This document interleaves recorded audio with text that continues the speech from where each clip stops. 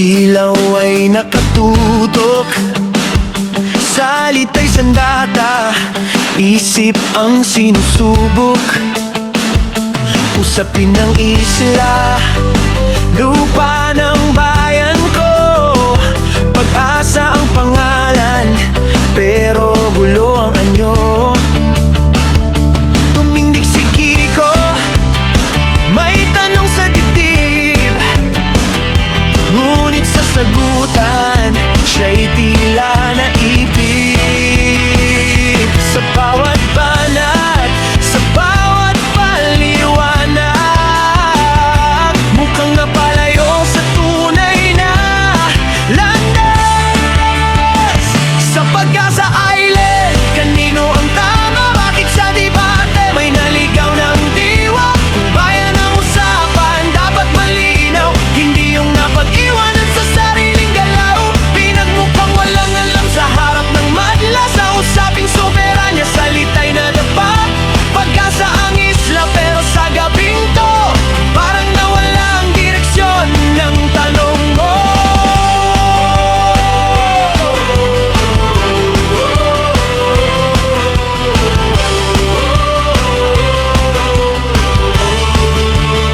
Si Senador Cayetano, matalim magsalita, bitbit ang detalye, batas at mapa, kasaysayan ng armas, depensa'y buo. Habang si Kiko'y hinahanap ang punto, hindi sapat ang puso kung kulang sa datos. Sa usaping teritoryo, bawal ang butas. Bawat segundo'y may bigat na dala, dahil ang nakikinig buong bansa. Sa Pag-asa Island, kanino ang tama? Hindi lang ito debate, kundi dangal ng bansa. Kung Pilipinas ang pinaglalaban, dapat handa, hindi bitin ang kaalaman. Pinagmukhang walang alam sa harap ng madla, sa usaping soberanya, salita'y nadapa. Pag-asa ang isla, pero sa gabing to, parang nawala ang direksyon ng tanong mo. Hindi ito galit, hindi rin paninira, kundi paalala sa upuang sinumpaan nila. Kapag bayan ang daya, dapat buo ang isip, hindi pwedeng kulang,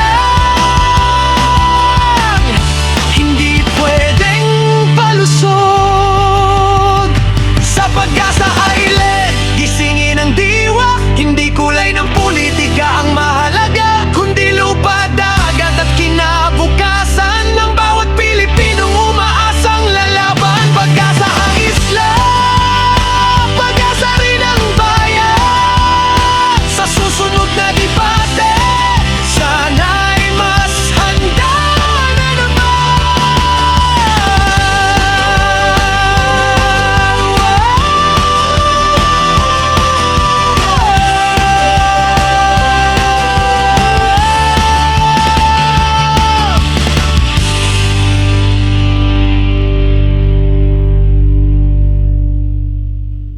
Please subscribe to BTV Reacts channel and click the notification bell. Thank you, BTV friends!